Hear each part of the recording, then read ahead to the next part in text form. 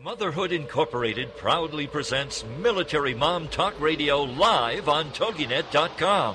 Co-hosted by Robyn Boyd and Sandra Beck, the owner of Motherhood Incorporated. Military Mom Talk Radio is here with a powerful platform for women to discuss their ideas, issues, and concerns with respect to the military lifestyle. Military Mom Talk Radio encourages you to share your experiences of being a military wife and mother. This show is dedicated to educating your family about the many resources that are available in both the public and private sector, and we'll be sharing helpful information from women all over the world.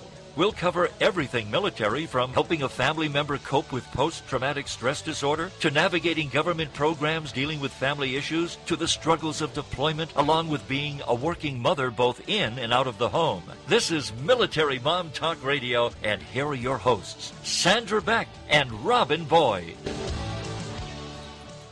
Hello, everyone. Welcome to Military Mom Talk Radio. The beginning of April already. How wonderful to see some spring around New England anyway. We're finally digging out from under the snow. And no lie, we did have a snow shower this morning. Yeah, I don't think this winter is ever going to leave us. But nonetheless, we are seeing some ground. We are seeing some melting. And we're actually starting to hear some birds. So I think there's hope in sight. Sandra's away today. Sandra Beck is off, but we're thinking of you, Sandra, wherever you are. And we're glad that all of you are with us today. Before we meet our guest today, we have a wonderful author, Beth Underwood, today, and I can't wait to introduce you to her. She is a fascinating lady. I had a few things to share with you that have come across the desk of both Sandra and myself. A preview of next week's show. We're going to chat with Gordon Sumner next week. He is the coordinator or founder, not founder, but president of the Veterans Moving Forward, providing service dog and canine therapy services to veterans with physical and mental health challenges. Now, he also wears many hats, and another task that he oversees is the Chapter 353 Military Order of the Purple Heart Golf Classic. This golf event will be held at Fort Belvoir Golf Course on June 19th, starting at 0900. It's a shotgun start with a 4-player scramble format, and the golf fees, the greens fees, will include cart, food, and prizes. Now, as the commander of Chapter 353 MOPH, Gordon is asking for your support in participating and finding other golfers, and yes, finding some sponsors. If you're not a golfer, maybe you can sponsor, or maybe you can just pass the word that there's this really, really cool event coming up. They are a 501c3 nonprofit, with all proceeds going to help Chapter 353 and the Department of Virginia Military Order of the Purple Heart continue its mission of providing services and support to fellow wounded veterans. Now, this event, they're hoping to raise $50,000. The early bird registration, and this is one of the reasons why we wanted to bring this to your attention today, is open through April 11th. So if you're a golfer, or if you would like to support the Military Order of Purple Heart, contact the Golf Classic coordinator, Jessica Shea. Her email is jessica@jshea, S-H-E-A, events.com. That's the letter J and then SHEA events.com. Her phone number is 703-254-4635. And we'll have a lot more information next week when we chat with Gordon. Veteran small business owners are being sought. I wanted to share this with you. I found this information by Street Shares. It's an innovative online platform that facilitates loans to small businesses through a marketplace of investors.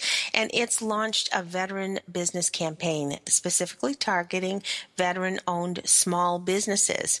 And Street Shares allows small business owners to pitch their business plans to a cadre of investors investors who compete to fund a portion of the loan to the small business through an auction-style lending platform.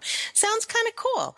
And the investors offering the lowest interest rates for the loan would win the auction, if you will, and their bids are consolidated into a single loan for the small business. And a quote from the CEO, veterans should be used as an asset because that's what they are. CEO Mark Rockefeller is an Air Force and JAG veteran who served in Iraq, and he continues to say, we're taking the veteran status and turning it into their economical gain. Now, as much as we're relaying this information that I found on military.com, we would always recommend you seek the advice of your trusted financial advisor before entering into a business relationship with any organization. StreetShares' team of experts is available to provide consultation to veteran small business owners. Their phone number, if you want to jot this one down, is 800-560-1435, and their website is streetshares.org. And then one other thing I wanted to note this week, in a past show, a couple of times we've mentioned the importance of students who are college-bound to be thorough with their resumes, and the advice for successful applications for scholarship often includes more than just what your academic record is. We have another resource to point your way. Thanks USA is a national nonprofit organization dedicated to thanking America's troops through the gift of education. And they have recently announced that children and spouses of America's armed forces are invited to apply for the Thanks USA's 10th annual post-secondary education scholarships. That's pretty cool. And if you have anybody who is college-bound or college in process college, you know that every scholarship really does make a difference. Thanks USA provides need-based scholarships to the children and spouses of military personnel across all the armed forces, National Guard, and reserves, giving special consideration to families of the fallen and wounded. Now, over the past decade, the charity has raised more than $10 million, resulting in nearly 3,400 scholarships. Up to 500 students are expected to receive an award this season, totaling $1.5 million in awards this year. Now, applications began on April 1st and will continue through May 15th, 2015. That's actually stretching out a little bit. If you have been in the application process, you'll know that many have already closed. So take advantage of this one. You'll want to find more information at www.thanksusa.org.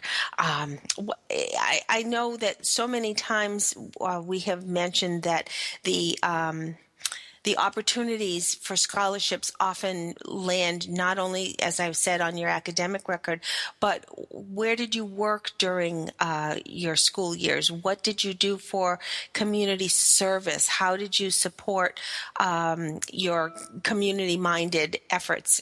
What kind of social work were you able to do?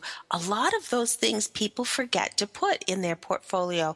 So when you are in front of a review board, those are the kinds of things that may make or break your opportunity for being awarded a particular amount. So I'm just checking to see if we have our guest on the line yet. We have Beth Underwood. Okay, that's fine. That's fine. We are waiting on Beth Underwood. She's an award-winning writer whose work has appeared in numerous magazines and newspapers for many years, and her passion is preserving the stories of America's unsung heroes. We were given her name by Joyce Faulkner. If you remember some of our past shows, we've had Joyce Faulkner on many times, a wonderful gal through the Military Writers Society of America. We were very fortunate to have her on our show a number of times talking about the writing process. She herself is a very successful author, and she is the gal who did do the cover for Beth Underwood's book, her first book entitled Gravity. and we're really anxious to learn a lot more about this. I wanted to sort of talk a little bit with Beth today, not only about her experience, because she's been a staff writer and an editor and a contributing writer for a number of publications, but she also, I love talking about the writing process, because we've often said so many times that everybody's got a story. Everybody has a story in them. And whether you believe it or not, there is something to be written and something to be shared and something to leave for the next generation to be enlightened by. So we're going to chat a little bit about that process and her feelings on how important writing is. But first, let's meet her. Beth Underwood, are you with us? I am. Thank you so much for having me. I'm so delighted to meet you. Thanks for being here. I was just saying later on in the conversation, I'd love to talk to you about becoming a writer, or the writing process, or how one begins to take those thoughts that are clanking around in the back of one's head and really put them down into some kind of constructive format. But first, let's talk about you. Let us know where you're from and how did writing become a part of your life? Well, I am originally from Kentucky, and actually had, this is one of my second or third lives, I guess, as it were. I actually worked in architecture for about 13 years. Really? And really? I did. And then now looking back, I'm not sure what the exact catalyst was. But I had a next-door neighbor who was she worked at the College of Communications at UK. And the more we talked, the more I was convinced that I had really missed my calling in life. And so back to school I went. At that point I was about, I think I was in my early 30s. And that was in the mid-90s, got my degree in journalism, and never looked back. Oh, isn't that wonderful? Well, I have to tell you, my husband's in his 60s, and he went back and got another degree. So if there's anything to be said, there's never a deadline for getting a new career or a new avocation or just a new love in your heart. We're going to be coming up to a commercial break right away, Beth, but I'm so glad you're with us, and I'm so glad that you had that change of heart, because I'm sure that you were a wonderful architect, but I can obviously see that writing and journalism is definitely a love for you. Before we do go to break, where is your book offered right now? Right now it is available on Amazon, currently in the Kindle for Kindle, and it's also available in paperback. Excellent. We are going to the break. I'm here with Beth Underwood on Military Mom Talk Radio. We're here for it's Military Mom Talk Radio with Sandra Beck and Robyn Boyd, and we'll be right back after these. Shh. Listen, something is brewing. The beautiful business evolution is coming. The way we do business is about to change for the better, forever. This is real business at its very best. On Beautiful Business Radio, you will learn what it means to truly prosper, how to nourish yourself and your business, how to earn what you deserve and make a difference in the world. The tide is rising, the change is here. Discover a new way to live, love, and partner with yourself and your business on Philippa Rowlands Presents Beautiful Business Radio, where you matter and your business thrives, every Tuesday at 3 p.m. Central Standard Time, only here on the Woohoo Radio Network.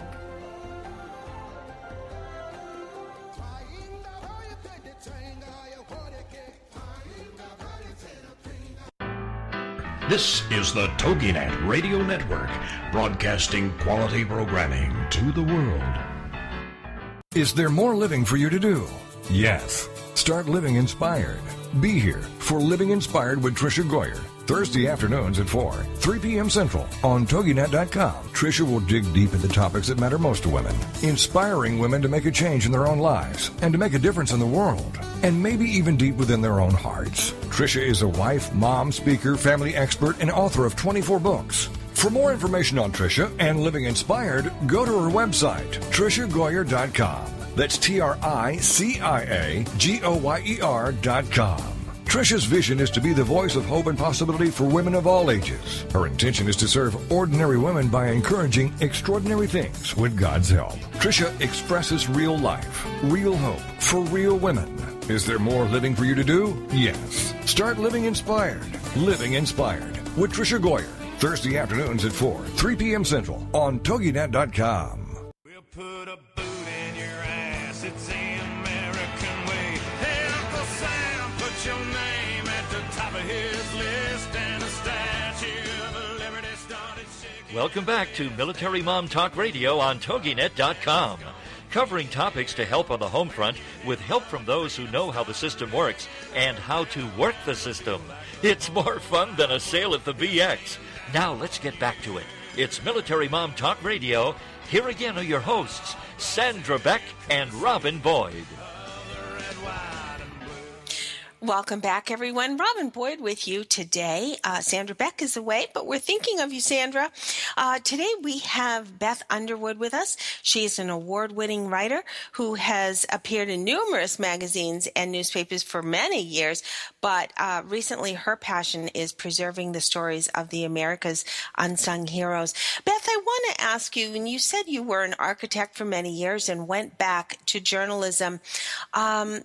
What did journalism fulfill in your heart that you realized was lacking in your former career? Well, first of all, just to clarify, not an architect, but I worked in architecture just as a designer. Didn't have a formal degree. So, but as I think as far as writing, it really allowed me to showcase people and people's stories, and not that designing things isn't fun, because it is. It was just, it didn't light my fire at the end of the day, where telling the stories of other people, that really turned me on. And what better, I can't imagine a better gift for me to have than to be able to tell those stories. So it certainly filled a void on a lot of levels, actually. Spiritually, emotionally, I've been missing it. I'm so glad that I came around to writing. Interesting. I'm sure there was having to write about people or of people or investigating people was what was drawing you to, because I think sometimes when you're dealing with, and I certainly don't mean to say that it isn't valuable, but when you're either working with numbers or working with statistics, there's something very satisfying by balancing at the end of the day. But when there's a human element in it, I think that touches your heart. And I'm sure you had more and more stories because of all of that. Mm-hmm, absolutely. Yeah, I couldn't agree more. Yeah. Now, in your, you have been a staff writer and for publications and a contributing, a contributor. Have you enjoyed newspapers and publications, or when you were doing that kind of work, did you realize that there was a story to be told? Well, oddly enough, I remember when I told my parents that I was going into journalism, they really, really frowned on that idea. And I said, it's not like I'm going to work for newspapers my whole life. I want to write books. And I remember my dad looking at me and saying, come on, you've got to be more realistic. The people that write books are the more prominent people, more well-known people. The chances of you doing that are slim and none. And oh my goodness. Oddly enough, I spent most of my career as a writer or journalist working for newspapers, which I swore I would never do. But isn't that always the way? So, I think probably the biggest challenge I had as far as making that transition was just believing in myself. And I'm not saying that my dad held me back or anything. I don't mean that at all. But you kind of do get the things that other people say stuck in your mind sometimes. Well, he's probably right. Maybe I should be happy just writing for newspapers. And I was. It was a great time. And I still enjoy writing articles for papers and magazines. I think it's sometimes if somebody says that you can't do it, it's the inspiration to do it. Just sometimes that spite inside of you said, wait a minute, I can do this. Do it or die trying. Isn't that the old saying? But I love the fact that you are talking about a stepping stone, because maybe you realized that being an editor may not have been your lifelong dream, but it was that stepping stone. And doesn't every bit of experience in our lives lead us to something bigger and better and more fulfilling? Mm-hmm. And that's something, when you look back over, when I look back just over the last 10 years or so, even further, I can see all of those things building and sort of to touch on the military side of that. When I was growing up, of course, I was born in the early 60s, and we still had the big downtown parades, every 4th of July. Sure. And I can remember my brothers, they were the little Boy Scouts, and they were waving their flags, as their cars went by or whatever. My dad was Air Force. I have an uncle who was a Navy veteran, actually, and luckily he is still with us, just turned 90. And so I've always had this, I've just always had a great love of country. And I remember I was fortunate enough right after 9/11 to be able to write some stories, some up here in Kentucky and then others out from Florida. One of the ladies had lost her daughter in one of the towers, and just to be able to sit with her and capture what was going on with her and what had happened, with her life just in that past year or that year after losing her daughter, just so humbling.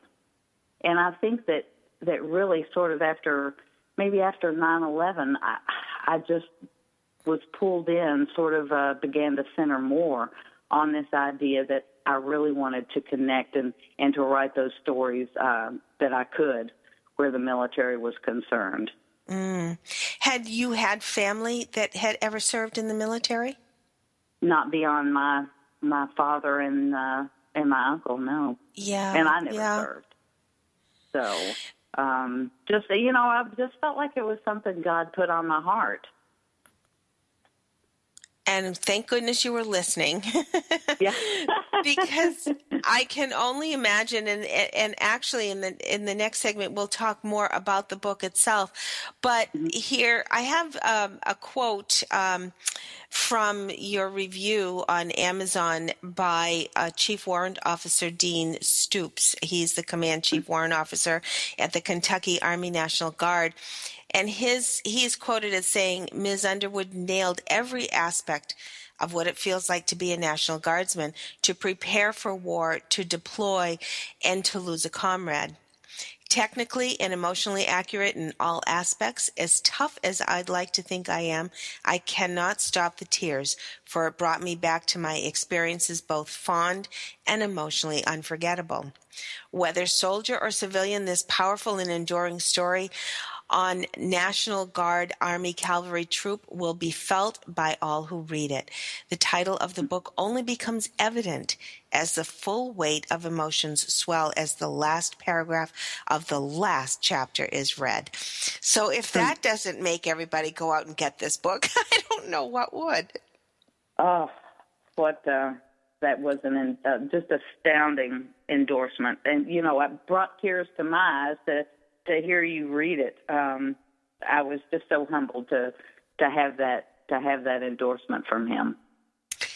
This book must have taken a lot of research. I can only begin to imagine. How, what brought you to the topic, first of all? Let's begin at that. Sure. At the time, I had moved to a small town in Tennessee, Livingston, Tennessee, and was working for Overton County News at the time. And it was Veterans Day, 2004, and I had gone to the courthouse square, and it really was a courthouse square, which I thought I'm still just enthralled with that. It's a fabulous town. I have never seen so many people gathered for a Veterans Day in my life. And as it turned out, there was is an army, or an armory rather, just, quarter of a mile out of town. Mm-hmm. And that armory just happened to house part of the 278th Army National Guard. And they had all deployed to Iraq. So all of those people on the town square that day were family members whose sons had gone off to war. And for the National Guard to be called overseas was just unheard of. It hadn't happened in roughly 50 years. Mm-hmm. And as I stood there that day, I remember that there was actually a Gold Star mom who was there. Her son was a Marine who had just been killed. Mm. And there was another Gold Star mother up there, and her Marine had just been killed like maybe 2 or 3 months after the first one had died.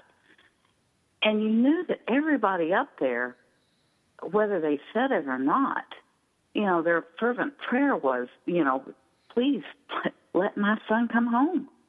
Yeah. And that's where that story began. That's where it all began, right there on that courthouse square. I knew there was a story. Wow. There are so many stories to be told, and it takes somebody whose heart has been touched to be able to bring it to fruition, to be able to get the background. And there's where your journalistic background came in, because as a journalist, you were aware of the backstory, and you were very in command of taking up all of that information and putting it into this fabulous book entitled Gravity. We are with Beth Underwood today. She is the author of Gravity, and we're going to learn a lot more about the story on the other side of the break here on Military Mom Talk Radio.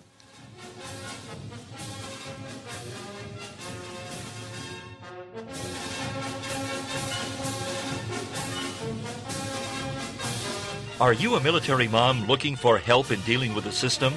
Keeping the home fires burning?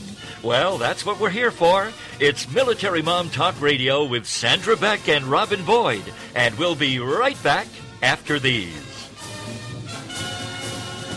In today's business world, a helping hand or idea that doesn't come with an invoice is a treasured find. And if that happens to you, then you need to pay it forward to keep other entrepreneurs from making mistakes or getting a raw deal. It's called Paying It Forward with Josephine Girassi, Wednesday mornings at 9 a.m. Central. Josephine is going to have the guests describe their accomplishments, the lessons they've learned, both good and bad, and then sharing those pieces of knowledge as we create a movement of paying it forward. For more information about Josephine, her business, and background, you can go to mymomknowsbest.com. Josephine Girassi has always been a problem solver. She saw this need and has turned it into a movement. It's Paying It Forward, with tips, tools, and advice and hard lessons learned. These pieces of knowledge can make a huge difference for you, your business, and others. So join us for Paying It Forward with Josephine Girassi, Wednesday mornings at 10 a.m., 9 a.m. Central on Toginet.com.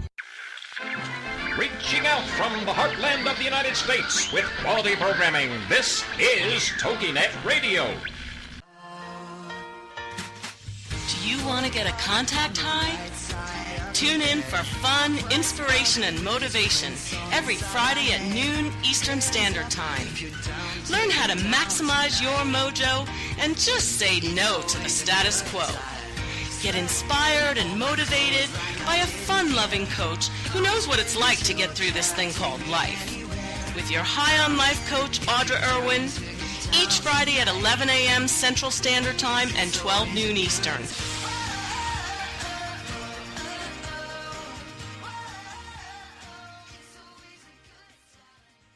There ain't no doubt I love this land. God bless the USA.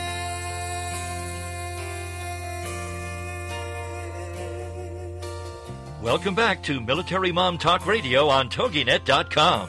Covering topics to help on the home front with help from those who know how the system works and how to work the system. It's more fun than a sail at the BX.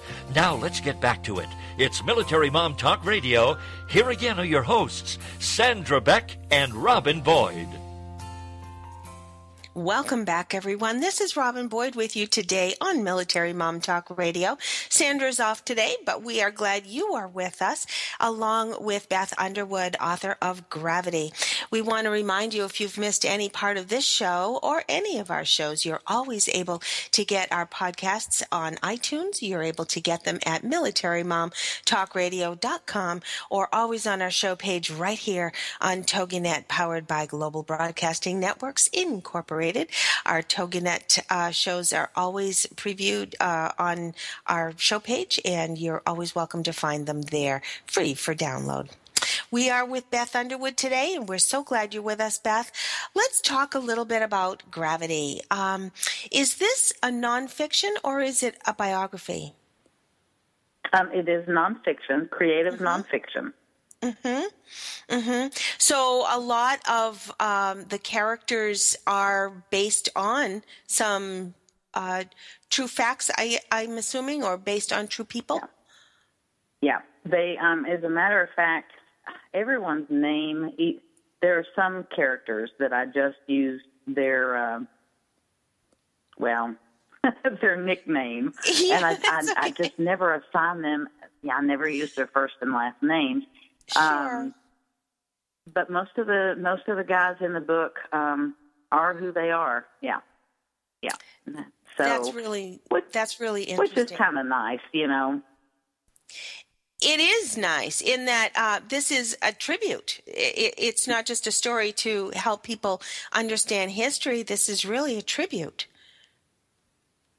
You know, it is, and I can feel that so much already just on the input that I've gotten from the guys, especially now that the book is out, and the families. One of the mothers of one of the guys just says she can't believe she's reading about her own son. He's a great guy.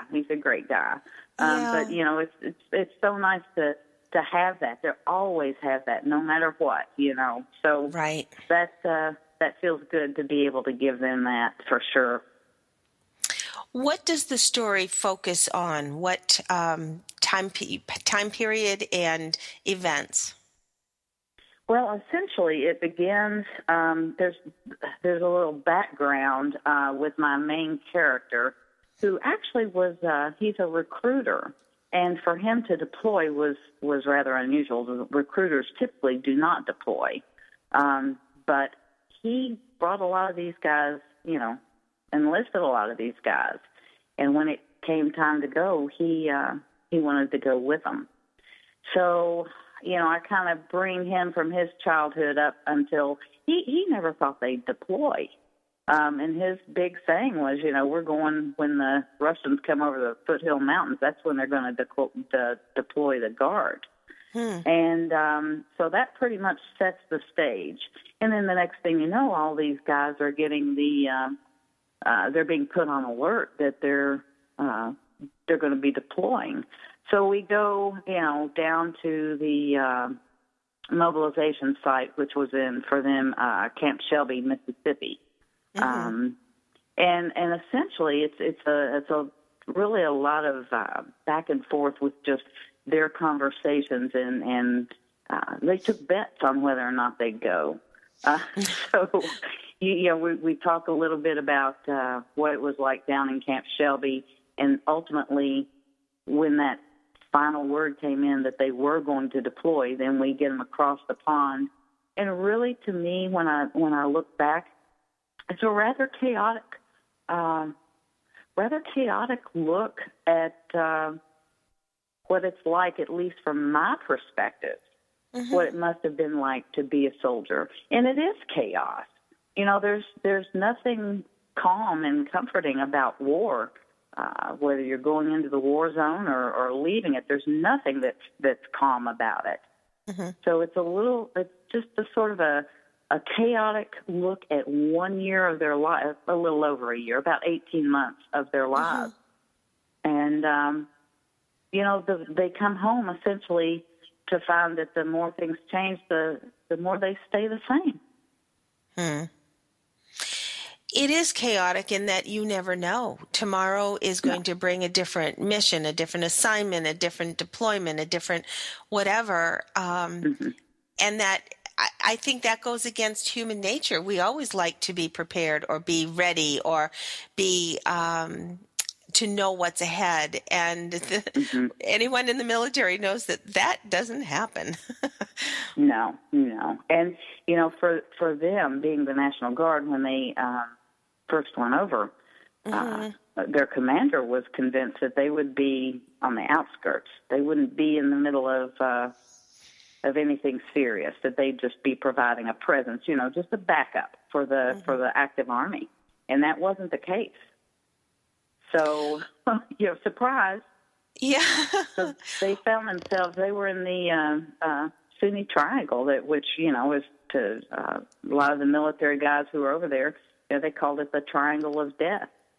So they were in a real hotbed. Where did your research begin? Because I'm sure this took a lot of digging to find these stories and to be accurate with your story.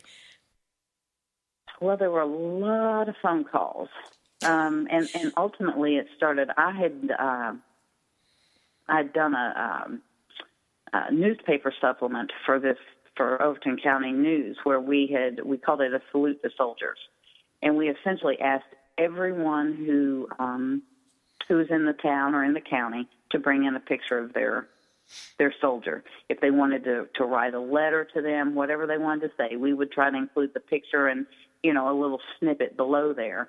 And that thing was reached popularity that we could have never dreamt possible, not in our wildest dreams. And it was during that Paul Shannon actually wrote me a letter, because he was their commander, the commander of Knife Troop. And as it turned out, he was also the Super 6-2 crew chief. So he was in the Battle of Mogadishu. And so, immediately I was thinking, what are the odds of this happening? And I'm in Livingston, Tennessee, of all places. And so we started emailing back and forth.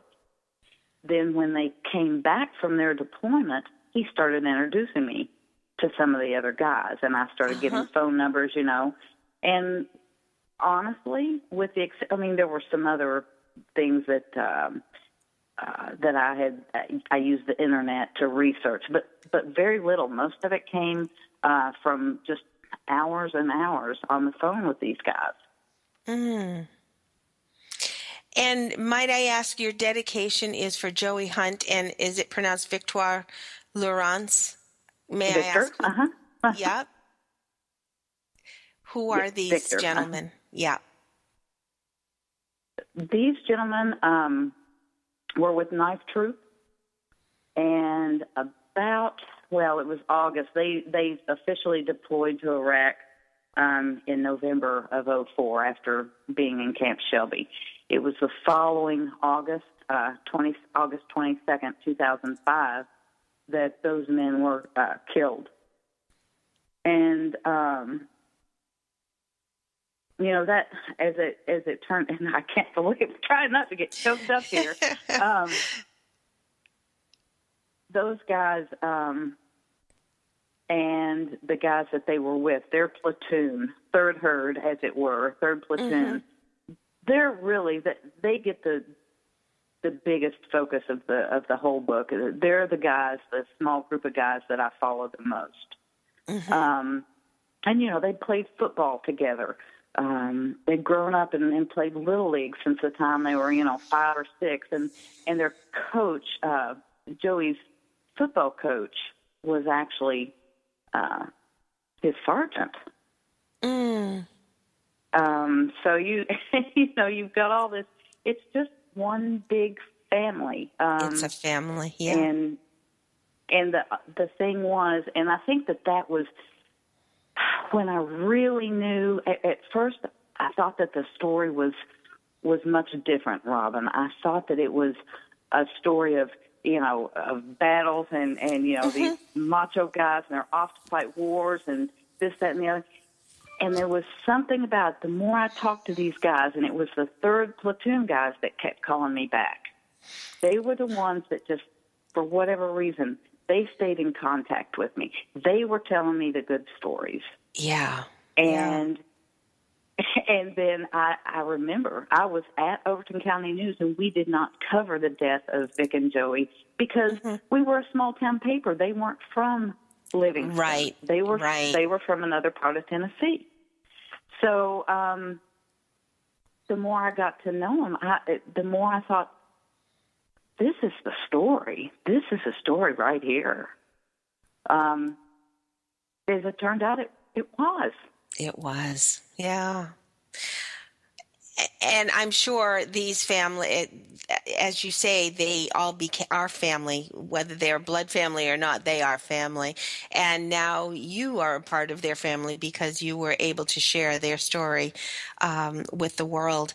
Do you have, I know you said you were building a website. Do you have it up and running yet, or is it still in process?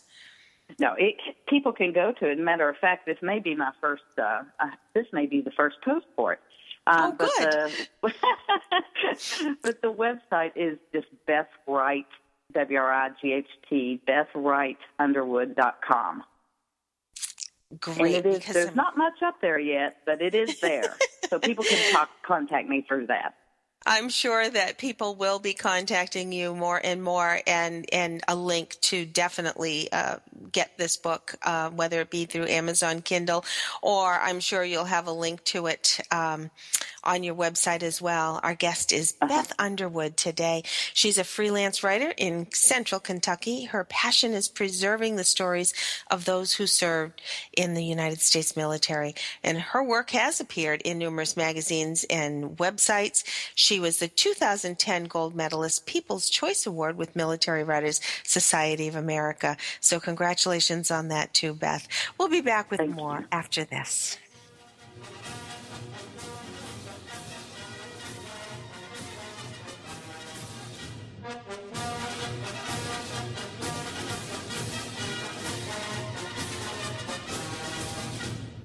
Are you a military mom looking for help in dealing with the system?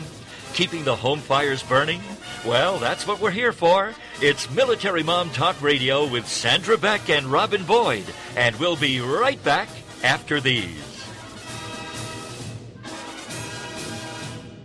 Information about book publishing is power. The power to change your authoring life. And the power to change the lives of your readers. So join us for Your Guide to Book Publishing. Everything you want to know but didn't know what to ask. With your host, Dr. Judith Briles. Thursdays at 6 p.m. Eastern, 3 Pacific. You'll hear about statistics, scenarios, and strategies on what to do now. As the book shepherd, Dr. Judith Briles is in. And each week, she will include publishing professionals that will reveal tips and secrets to the author's journey.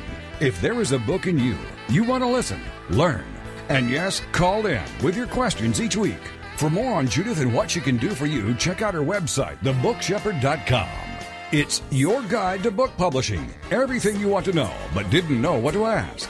Brought to you by Author You and The Book Shepherd with your host, Dr. Judith Briles. Thursday evenings at 6 p.m. Eastern, 3 p.m. Pacific. Find Finally, a show that supports women who are in the midst of a transition in midlife. The show is Second Wind. Here's what certified coach, author, and host of Second Wind, Joyce Buford, wants you to know. It's so empowering for women to hear about other women and their accomplishments. We all need cheerleaders, someone who's on our side. Second Wind is that program to help women connect with other women, hear other women's stories. In a stressful world, Find power in those stories. learn to discover your passions and joys again. Create the life you want to live to the fullest. Join us for Second Wind with Joyce Buford, Tuesdays at 9 a.m. Central, right here on the Toginet Radio Network.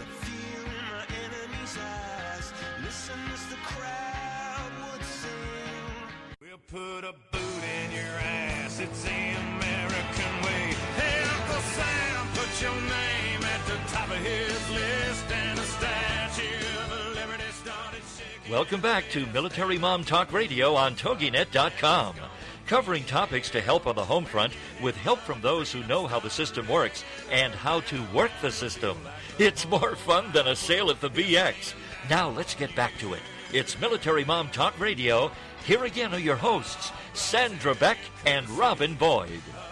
Red, white, and blue. Welcome back, everyone. This is Robyn Boyd today on Military Mom Talk Radio. We're glad you're with us so that you have had the great opportunity of meeting Beth Underwood. She is our guest today, a freelance writer who is the author of a new book entitled Gravity.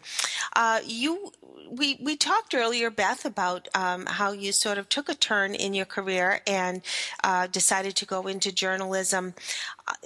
When people say that they've had a wonderful life or a great experience, it's all well and good to tell it verbally, but I think it's so important for people to write, to express their events. Did you ever journal or keep a diary when you were younger, and did that sort of help your ability to start jotting down your thoughts? You know what? I never did. And I have thought about that so many times. And the reason I didn't keep a journal was because I was afraid somebody was going to find it and be able to read whatever I'd written. And what if it wasn't good enough? You know, or what if I told? I was never convinced that I could do that and it be safe. So I don't know what that hang up was all about. But it's so funny for me to look back and think, I never did that, and I would love to. Looking back now, gosh, I wish I'd have kept a diary or something. Now, I do a lot of journaling now, but, I can't get back those childhood or high school years. I wonder if the difference is because when you begin to write a story, you are not writing about yourself. You're writing about somebody else, and maybe that makes it easier because it's not exposing you. It's exposing the facts that you've uncovered. I could not agree with that more. Could not agree with that assessment more. I think it's absolutely true. And you know, I think that's the ticket for anyone who wants to capture their story or the story of a loved one. That first step is getting that pen to paper, or the fingers on the keyboard, so to speak. That's the first step, because once you get over that hurdle, the biggest part's really done. Yeah. Do you ever dictate, or do you find it better to actually write? I write. I have tried dictating like thoughts to myself. And that's about as far as I've ever gone. But I don't, I guess part of the other thing is, I do a lot of writing still longhand. Away from my computer. So, I guess I haven't really trusted. I know a lot of people that will do interviews or whatever, and they will tape them. I have had bad experiences with that, so that, I feel like I have to take as good a notes as that tape recorder would take. Right. Because I'm afraid they'll be lost otherwise. I know a lot of people that are very successful, doing the dictation. I just that's something I haven't really given any time to, actually. My husband writes everything out longhand, and then we always end up transcribing it. I often help him in that it is difficult to you have to find what's your writing style. But I know so many times people look at that blank piece of paper and you think, all right, once upon a time, and you feel that's where the story kind of begins and where it ends. So do you find that you have success in writing out, say, an outline or an objective or an abstract before you begin your story? A lot of times I start with the end in mind. Oh, interesting. Mm-hmm. I have at least a vague idea of where I want to go. Mm-hmm. And it may not be the actual end. It may be some other end. It may be the end of a chapter or the end of a segment or whatever. But if I see that gives me some place to go toward. So yeah, I've kind of been one of those start with the end in mind type of people. And you know what? It's oddly enough, and Gravity is a great example of this. I knew the end of the book long before that book was ever finished. Interesting.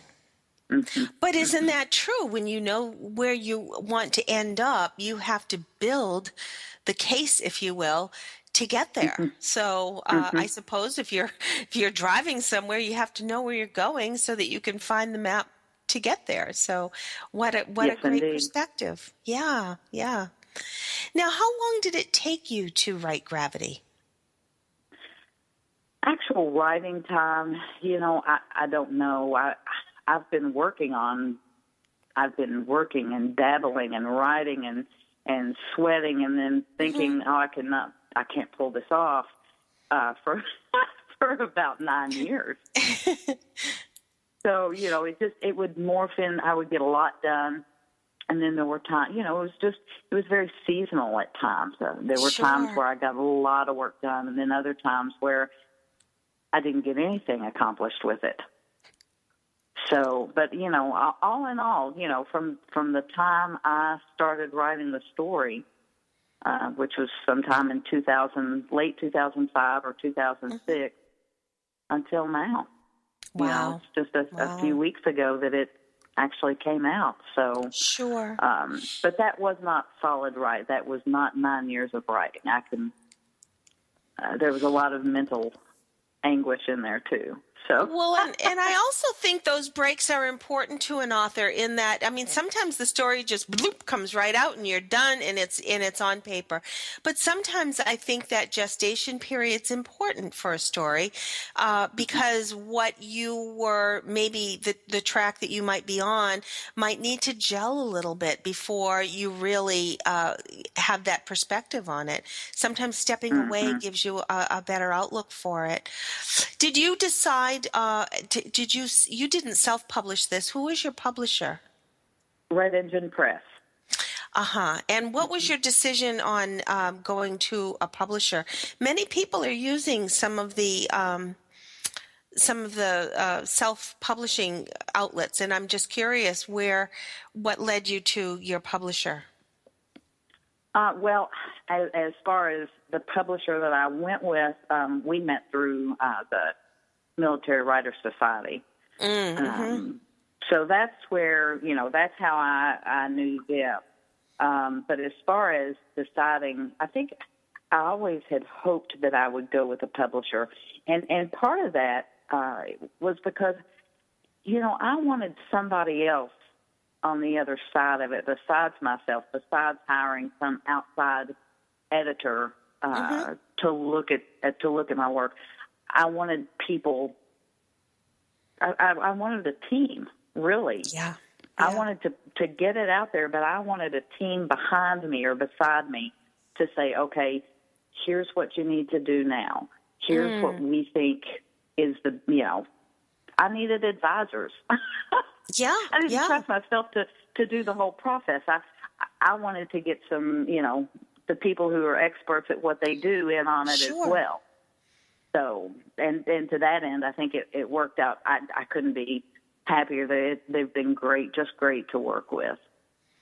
Now, did you know Joyce Faulkner previously? I noticed she did your cover. Is that correct? She did. And did a phenomenal job.